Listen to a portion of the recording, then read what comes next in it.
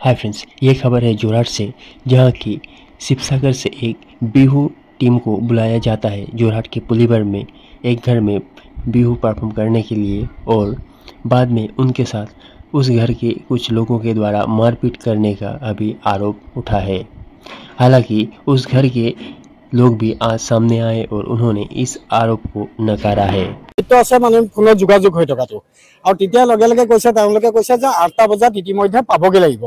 8টা বজাত যেতিয়া পোৱালৈকে 8টালে মানে কি মিউজিক এনচিয়াৰ ৰাস্তাৰ ব্যৱস্থাটো খুব বেয়া আৰু সেই কাৰণে অলপ 5 মিনিট 10 মিনিট অকমান দেৰি হৈছে, মানে আধা ঘণ্টামান দেৰি হৈ গ'ল। তেওঁলোকে মানে সেইটো এটা অপোজিট কৰি আছে। তাৰ পিছত যেতিয়া তোমালোকে গাড়ী লৈ আহিছা, বোলে আমি মেজিক লৈ আহিছো, তোমালোকে ইমান সৰু গাড়ী এখন লৈ আহিছা, ইমান দূৰত বিহু মাৰিবলৈ আহিছা। তাৰপিছত গাড়ীখন ৰখাৰ লগে লগে মাজত ৰাখি দিলে কাৰণে মানে নামাই নাই, কৈ তহঁতি ক'ত গাড়ী ৰাখিছ আমুক তামুক বুলি তেওঁলোকে এটা ব্যৱস্থা কৰিছে, যিখিনি আমি ফোনত কথা পাতি থাকোঁতে মানে শুনি আছো মানে। আৰু তাৰপিছতে যেতিয়া হ'ল অলপ দেৰি পিছতে থাকিলে চাউণ্ড বক্সো বেয়া, কি বিহু নাম গাইছ আশীৰ্বাদ দিওঁতে আচলতে তেওঁলোকৰ এটা হৈ গ'ল যে তোমালোকক চাইহে পইচা দিম মানে।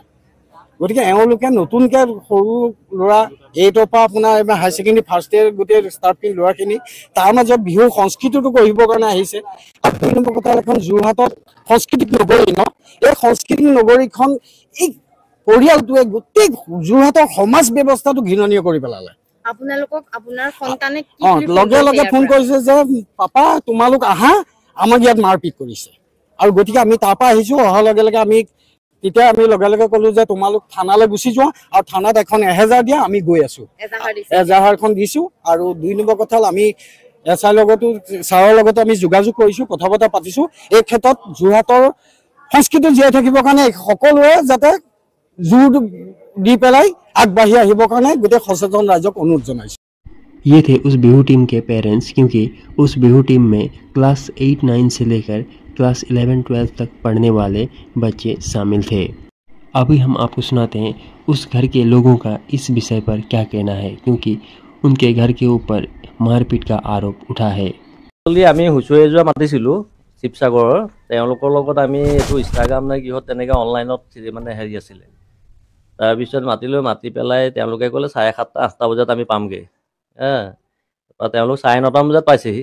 পাই পেলাই হুঁচৰি যোৱা মাতোঁতে কৈছে তোমালোক ডাঙৰ মানুহ আহিবানে সৰু সৰু, বোলে আমি একদম চব ডাঙৰ ডাঙৰ মানুহ, চিন্তা কৰিব নালাগে, খালি ভালকৈ মানে গোৱাকৈ আহিবা, যেতিয়া পইচাটো ল'বা না 15,000 টকা ধেমালি টকা নহয়। পইচা পাতি আহিলে আদৰি মেলি আনি সিহঁতক ধুনীয়াকৈ চাহ তাহ খুৱাই মেলি বিদায় শৰায়ো দিলোঁ। দিয়াৰ পিছত পইচা যেনেকৈ বিচাৰিছে তেনেকৈ পইচাও দিলোঁ, দি আমাৰ ইয়াৰ পৰা গ'লগৈ। আমাৰ কোনো হেৰি নাইকিয়া। গৈ ৰাস্তাত গৈ পেলাই মানে সিহঁতৰ মাজত দন কৰা দেখি আমি গ'লোঁ, ভাইটি কি কয় কিহত দন কৰিছে? তেতিয়া মিউজিক চলোৱা ড্ৰাইভাৰকেইজনে কৈছে দাদা নহয়, এওঁলোকৰ মাজত কিবা এইবিলাক পইচা পাতি কিবা হেৰি লাগিছে, একো নাই বোলো, ইয়াত হুলস্থুল নকৰিবা, যোৱাগৈ, কথা সিমানেই। তেতিয়া মানে সিহঁতে আমাক চোচা মাৰি আহে।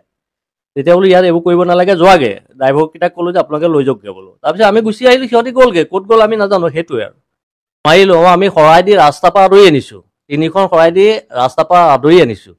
আদৰি অনাৰ পিছত তেওঁলোকে বিহু চিহু গাই চাহ পিঠা পনা খুৱাই মেলি পানী ডিছপ'জেবল পানীৰ বটলহে সিহঁতক আনি থৈছোঁ সিহঁতৰ কাৰণে। ইমানখিনি কৰাৰ পিছত তেওঁলোকে যেতিয়া এতিয়া মিছা এটা অপমান দিবলৈ গৈছে, তেনেকুৱা হুঁচৰিক আৰু ভৱিষ্যতে নেমাতো তাৰমানে। আৰু যোৰহাটৰ মানুহকো মই সজাগ কৰিছোঁ মোৰ থ্ৰুৱেদি, ইনষ্টাগ্ৰাম বা অনলাইনত চাই হুঁচৰি কোনেও নামাতিব, কথা সেইটোৱে। যোৰহাটৰ লেখীয়া এটুকুৰা জেগাত তেনেকুৱা কাম কৰা মানুহ ইয়াত নাই, আমাৰ যোৰহাটত বিশেষকৈ নকৰে। যদি তেনেকুৱা বেলেগ ক'ৰবাত কৰিব পাৰে তেনেকুৱা মানে কি, তেওঁলোক সৰু সৰু ল'ৰা কোনো মাইণ্ড নাই, পইচা পাই গ'ল 15,000 টকা পইচা লৈ। ধৰা হুঁচৰি এজেণ্ট থাকে, সিহঁতৰ এজেণ্টে বিহু ঠিক কৰিছে 15,000, সিহঁতক কৈছে চাগে 7,000, আমাক সুধিছে কিমান দিলে, বোলো 15,000 দিলোঁ।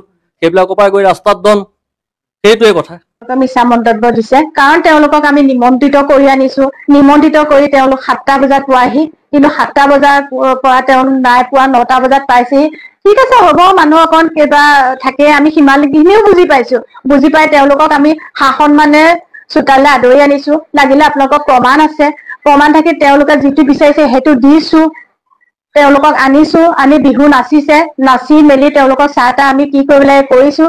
কৰি লাষ্টত যেতিয়া তেওঁলোকক বোলো আমি অকণমান নাচো তোমালোকৰ লগতে, তেওঁলোকে কৈছে নালাগে, আমাৰ দেৰি হৈছে। তেওঁলোকে মানে তেতিয়াই সিহঁতৰ মাজত কিবা এটা লাগি আছে, তেওঁলোকৰ নিজৰ মাজতে লাগিছে।